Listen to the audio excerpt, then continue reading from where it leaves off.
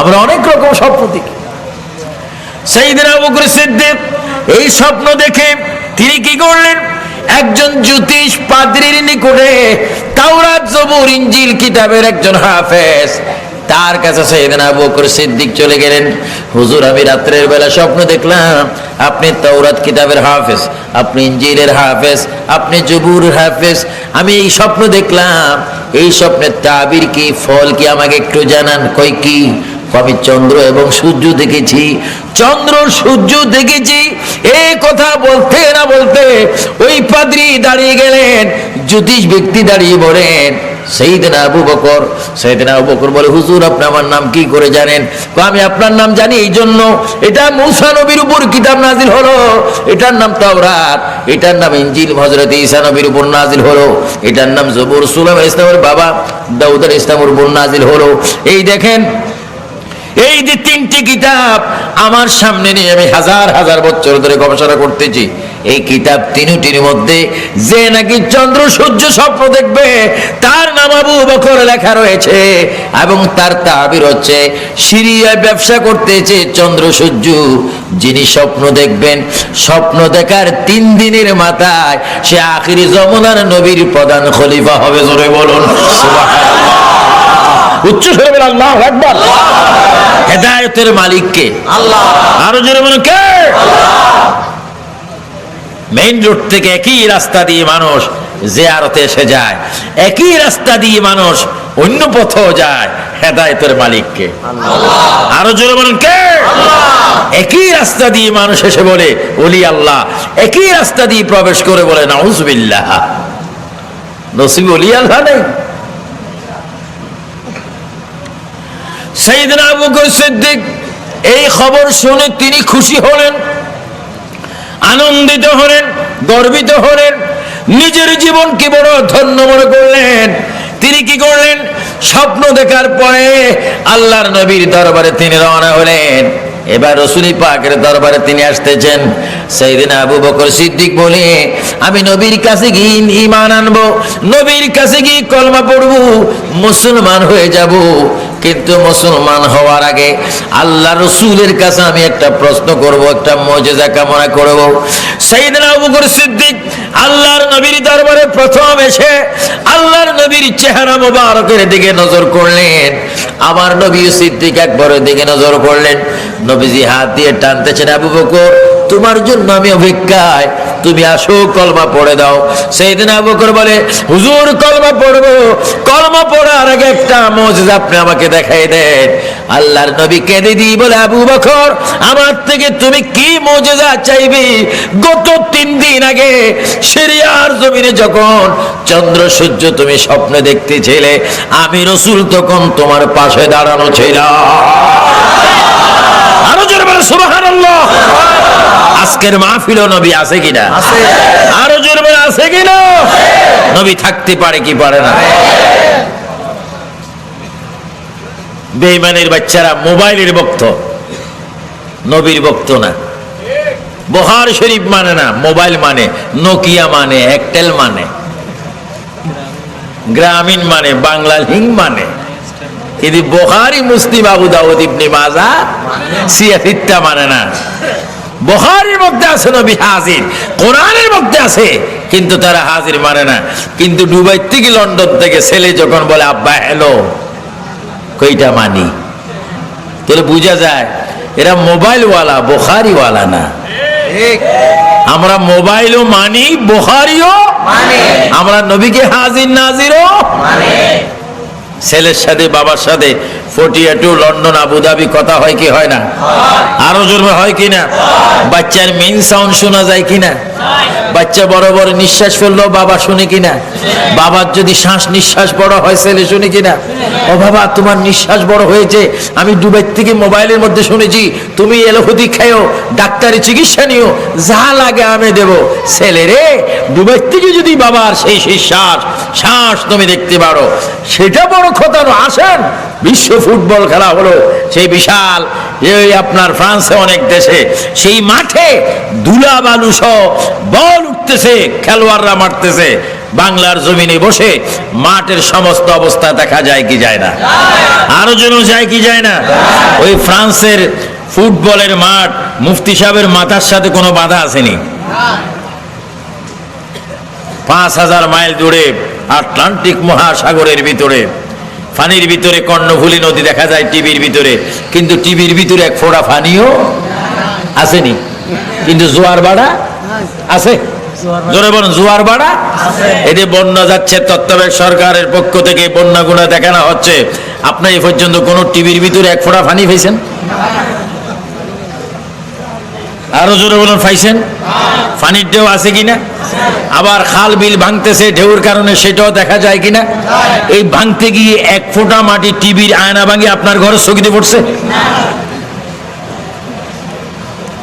তো মুফতি সাহেবদেরকে জিজ্ঞাসা করেন, কি মুফতি সাহেব, সাগর তো সাগরের জায়গায়, টিভির পর্দায় পানিও দেখলাম, হাল অবস্থা সব ঠিকই দেখলাম, কিন্তু সব তো দেখলাম বাস্তব, কিন্তু এক ফোঁটা পানিও নেই। তাহলে বুঝা গেল সায়েন্সের যুগে যদি এত উন্নত কর্ণফুলী সাগরকে, আটলান্টিক সাগরকে যদি টিভির ভিতরে আনতে পারে জোয়ার বাটা সহ, আল্লাহ পাক তার কুদরতি কোরআনের কারিমে ডিক্লার দিয়েছে, যারা ঈমানদার তাদের সিনা আমার নবী থাকে। চিৎকার দিয়ে বলুন সুবহানাল্লাহ।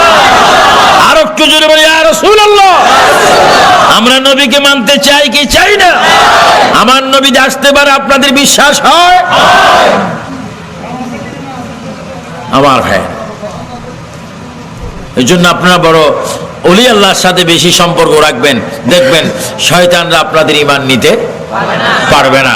কারণ এখানে একটু ভালোবাসা রাখবেন, এখানে শুক্রবার আসবেন, জুমার দিনে আসবেন, বৃহস্পতিবারে আসবেন, বিদেশ যাওয়ার আগে আসবেন, বিদেশ থেকে আসার আগে আসবেন, ছেলে মেয়ের নাম রাখলে আসবেন, আল্লাহর ওলির কাছে যত আসবেন তত লোকসান হবে না, বরং সে লাভ হবে। জোরে বলুন না সুবহানাল্লাহ। কারণ আমির ভান্ডার আসি, শুধু আমি আমির ভান্ডারের কথা বলবো তাই নয়, সমস্ত আউলিয়া কেরামের দরবারে যাওয়া এটা সুন্নি ঈমানদার গণের বড় একটা ইবাদত। জোরে কোন সুবহানাল্লাহ। এটা দুরূদ শরীফ পড়ুন, সালাতুন ইয়া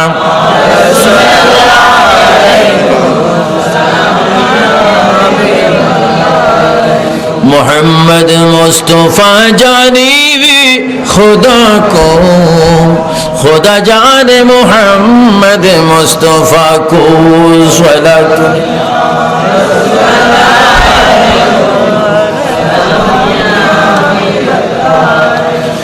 मदीना मदीना हमको पहुंचा दी खुदाया, बहाऊंगा वहाँ आंसू का दरिया। सलातुन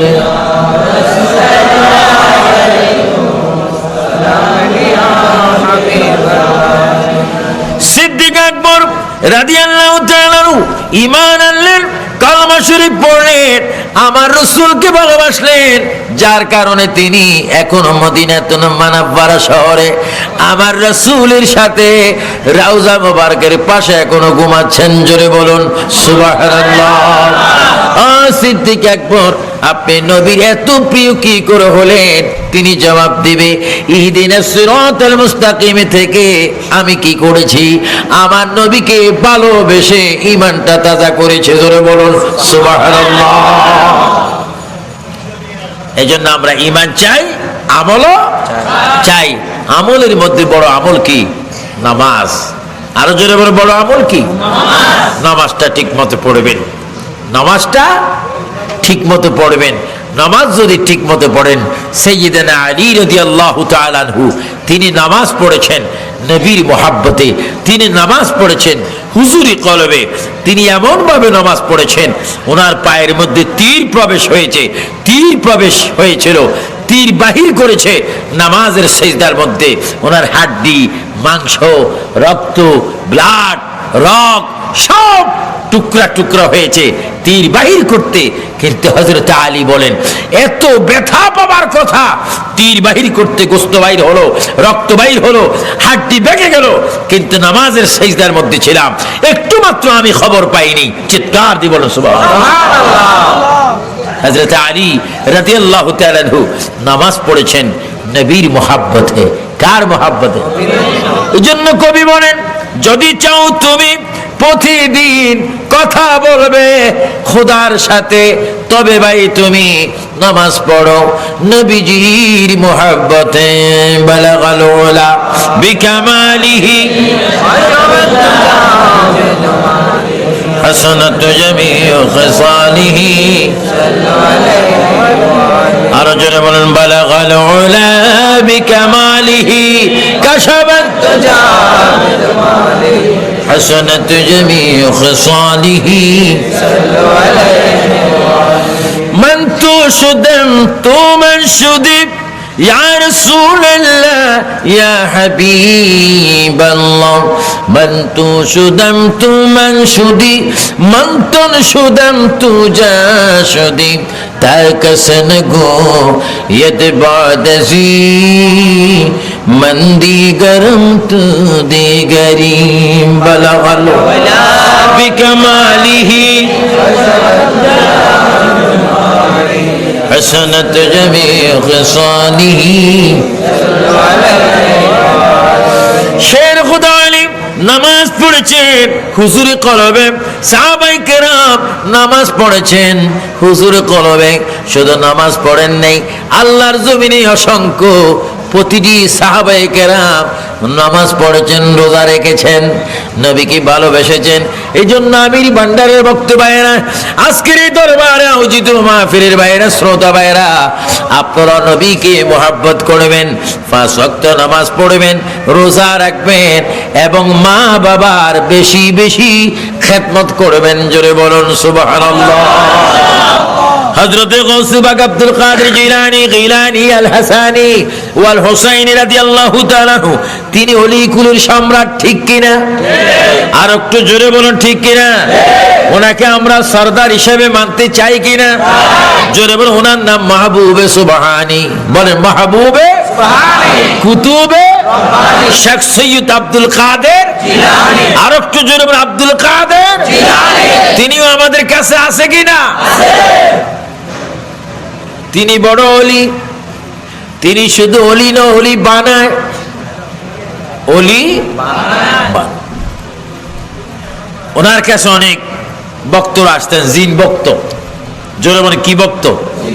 জিন। বড় বড় জিনের সর্দার, বড় বড় জিনের ছেলেরা, এক একটা জিনের বয়স 2000 1500 বছর বয়স। যেটা ছোট বাচ্চা তারও 700 বছর বয়স। এটা ছোট বাচ্চা, তারা কি জিন।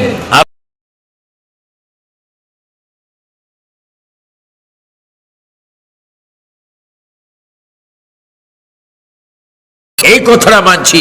দরবার আমাদেরকে শ্রদ্ধা করতে হবে, ভক্তি করতে হবে, জিয়ারত করতে হবে, আসতে হবে। কিন্তু আল্লাহর পরে, নবীর পরে প্রতিটি সন্তানের কাছে প্রিয় ব্যক্তি, আসল ব্যক্তি, শ্রদ্ধাভাজন ব্যক্তি হচ্ছে, জোরে সরে বলেন, মা এবং বাবা। আরো জোরে মা এবং বাবা। আর একটু জোরে মা এবং বাবা। তার একটি প্রমাণ আমি আপনাদেরকে দিচ্ছি। জনাব সৈয়দ শাহ সুফি মোহাম্মদ মেহরাজুল আলম শাহ আমিরি, তিনি হচ্ছেন সৈয়দ কি নুরুল আলম শাহ আমিরির সন্তান। আজকে বাবা দুনিয়াতে নাই, ছেলে কি করেছেন? উরুস করেছেন। বলেন কি করেছেন?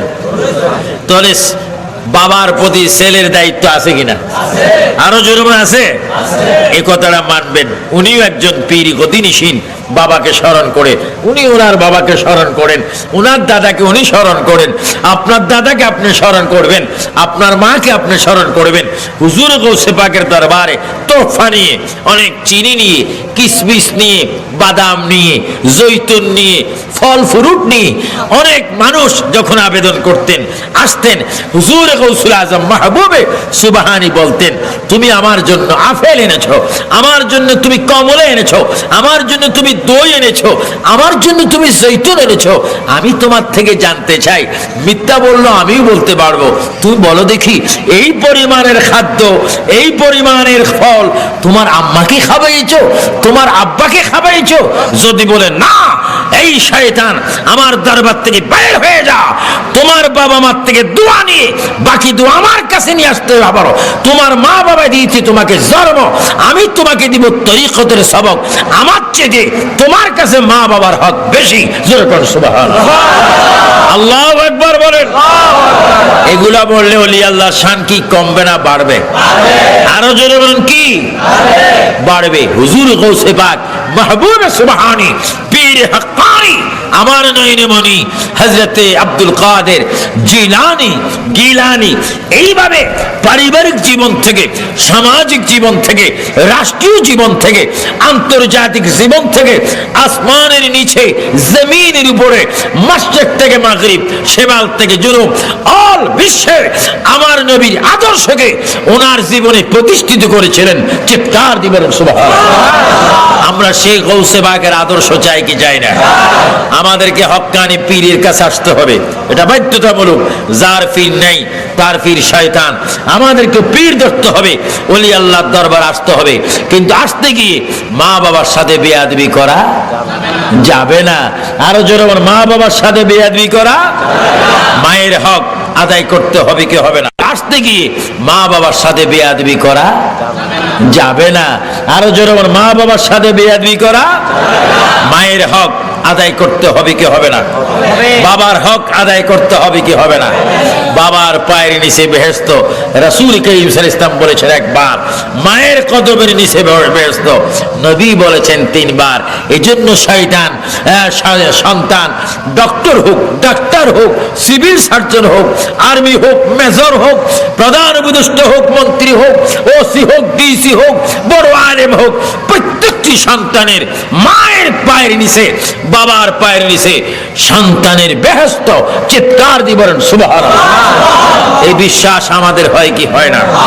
আগামী মাহে রমজানে যাদের মা বাপ রয়েছেন তাদের মা বাবা নিয়ে আমরা ইফতার করতে চাই কিনা? সেহরি খাইতে চাই কিনা? না মা বাবাকে ফেলে গোসা করে নিজের স্ত্রীকে নিয়ে ইফতার করবেন? খবরদার, অনেক সন্তান মায়ের সাথে গোসা করে বিবির কারণে কথা বলে না। খবরদার, তুমি ইফতার করছো, তোমার রোজা আল্লাহর দরবারে কবুল হবার কোনো কারণ নেই। মা তোমার বেজার হয়ে রয়েছে, বাবা তোমার উপর কষ্ট নিয়েছে, এজন্য মা বাবার খেদমতকে আপনাকে ঠিক করতে হবে, ওলি আল্লাহর দরবারও আসতে হবে। এজন্য আবু সুফিয়ান আবিদি আল কাদিরের বক্তব্যের মধ্যে অল বিশ্বে আমি বলে থাকি, আল্লাহর ইবাদত, নবীর মুহাব্বত, মা বাবার খেদমত, কোরআনের তেলাওয়াত, মাজারের জিয়ারত। চিৎকার দিয়ে বলেন সুবহানাল্লাহ। আমি যখন বলবো আল্লাহর, আপনারা বলবেন ইবাদত আল্লাহর।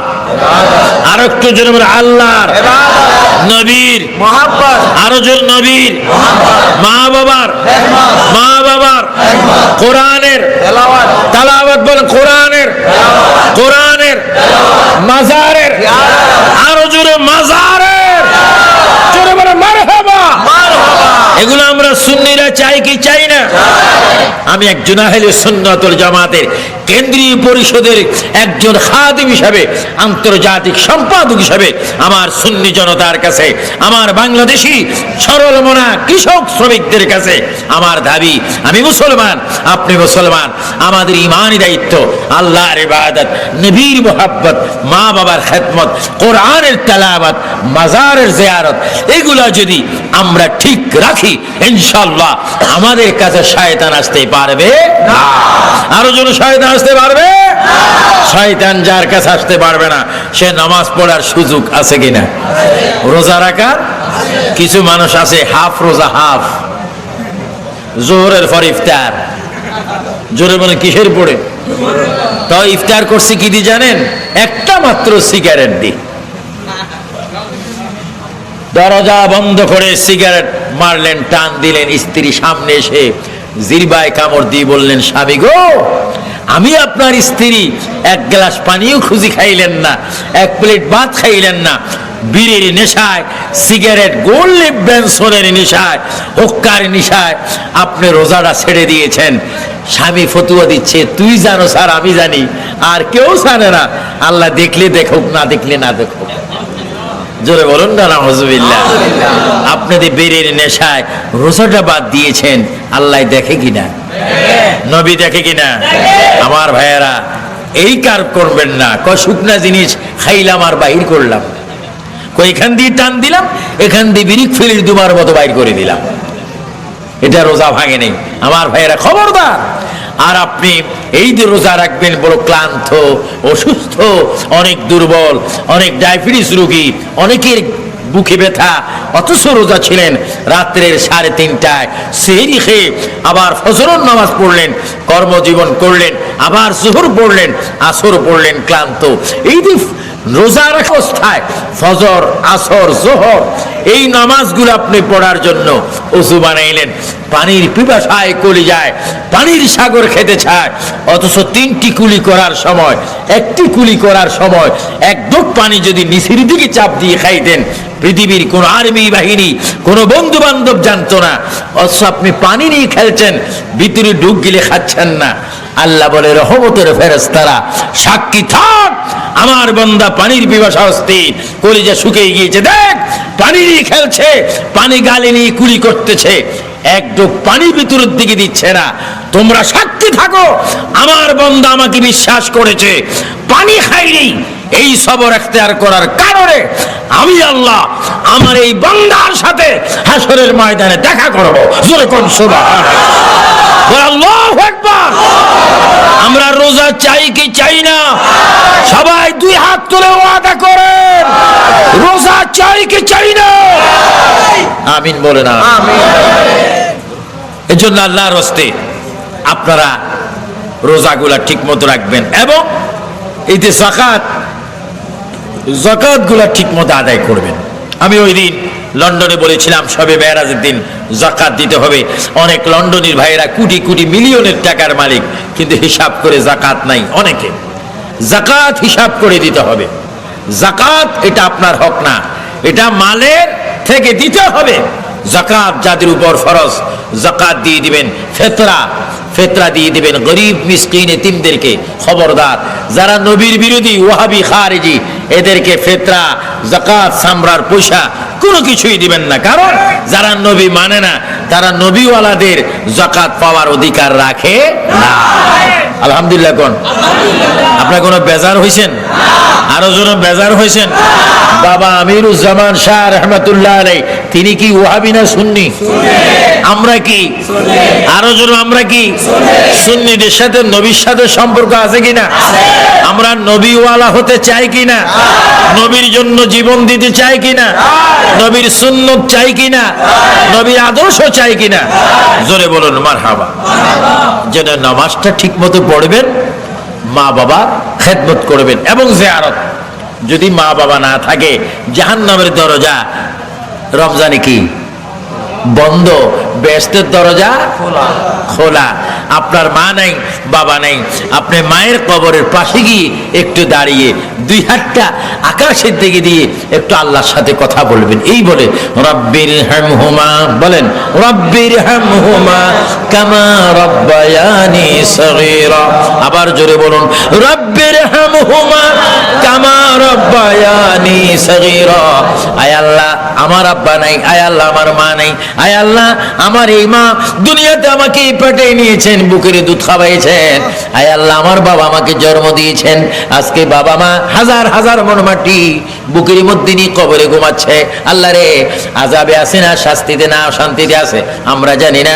ও আল্লাহ, তোমার কাছে মায়ের সন্তান হিসাবে ফরিয়াদ করি, বলছি আমার মায়ের কবরকে তুমি জান্নাত বানিয়ে দাও, মায়ের কবিরা সগীরা গুনাহ মাফ করে দাও, মায়ের কবরকে মিন রিয়াজিল জান্নাহ বানিয়ে দাও। নবীজি বলেন, উম্মত কাদার মতো যদি কাঁদতে পারো, কোরআনের ফরিয়াদ পড়ে পড়ে আল্লাহর দরবারে যদি ফরিয়াদ করতে পারো, আমি নবীর উপর দুরূদ শরীফ উসিলা করে যদি ধরতে পারো, আমি রাসূল তোমাকে গ্যারান্টি দিয়ে বলে দিলাম, ওই কবরের পাড়ে থাকা অবস্থায় তোমার চোখের পানি শুকাইবার আগে আল্লাহ তাআলা সন্তানের চোখের পানির সম্মানে মা বাবার কবরকে জান্নাত বানাই দে। জোরে বলুন সুবহানাল্লাহ, উচ্চ স্বরে বলুন সুবহানাল্লাহ। এজন্য আমরা কবরস্থানের জিয়ারত চাই কিনা? একজন ভালো হক্কানি নায়েব রাসূল আলেমকে নিয়ে দরবার থেকে শাহজাদাদেরকে নিয়ে সম্মানজনকভাবে মা বাবার জিয়ারত করাবেন। খাঁটি সহি সুন্নি ইমামের দ্বারা জিয়ারত করাবেন, সওয়াব পাবেন, নিজেও পাবেন, তারও কবর শান্তি পাবে। আসুন আমার ভাইয়েরা, রমজান শরীফের পবিত্রতার সাথে সাথে আমরা কবরবাসীদের জিয়ারত চাই কি চাই না? এক আরেকটি রমজানে বড় অঘটন হয়, সেই অঘটনটি হচ্ছে অনেক হোটেল খোলা থাকে, মাঝখানে দরজায় থাকে একটা লাল পর্দা। জোরে বলেন কি পর্দা? ভাইয়েরা, এতদিন স্বাভাবিক খানা খাইছেন, এখন গরম খানা খাইতে আসেন। খবরদার, এই দরবার শরীফের পবিত্রতা রক্ষা করবেন। বাংলার জমিনে অনেক আউলি কেরাম, শাহজালালের দেশ, 360 অলির দেশ, অসংখ্য অলি কেরামের দেশ। এই দেশের মুসলমানগণ কোন দোকান যেন দিনের বেলায় খোলা, চায়ের দোকান, হোস্টেল, কারণ মানুষ শয়তানের ফন্দে পড়ে দোকান খোলা থাকলে খেতে যাবে। আল্লাহ পাক সমস্ত দোকানদারকে রমজানের পবিত্রতা রক্ষা করে হোটেলগুলো বন্ধ যদি 1 মাস রাখে, আল্লাহ যেন বাকি 11 মাস এই 1 মাসের ব্যবসা আরো বরকত দান করে দে। জোরে বলুন আমিন। আর একটু জোরে বলুন আমিন। আমরা রমজানের পবিত্রতা চাই কিনা? রমজানের দোকান খোলা থাকুক, চায়ের দোকান, হোটেল, এটা কি আমরা চাই? আল্লাহ পাক আমাদের সকলকে মুহাম্মদ রাসূলুল্লাহ সাল্লাল্লাহু আলাইহি ওয়াসাল্লামের আদর্শের সৈনিক হয়ে রমজানের রোজা রাখার তৌফিক দান করুন। সবাই উচ্চ স্বরে বলুন আমিন। হযরতে নুরুল আলম শাহ আমিরি রহমতুল্লাহ আলাইহি উরুস শরীফ, তিনি হচ্ছেন হযরতে আমিরুজ্জামান রহমতুল্লাহ আলাইহির কি ছেলের ঘরের নাতি। ওনার দাদাকে হযরতে শাহ আমিরুজ্জামান রাদিয়াল্লাহু তাআলা আনহু তলে দাদার ফয়েজ পাচ্ছেন। আজকে তার উরুসের দ্বারা আমরা ফয়েজ পাচ্ছি। জোরে কোন সুবহানাল্লাহ। হযরত নুরুল আলম শাহ আমিরি, আপনার এত দাম কেন? আমার বাবা দামি ছিলেন। ও আপনি দামি কেন? আমার বাবা আমিরুজ্জামান দামি ছিলেন। ও আমিরুজ্জামান আপনি দামি কেন? আমার মুর্শিদ কিবলা গৌসুল আজম মাইজবান্ডারি দামি ছিলেন। ও গৌসুল আজম মাইজবান্ডারি আপনি দামি কেন? আমার মুর্শিদ দামি ছিলেন।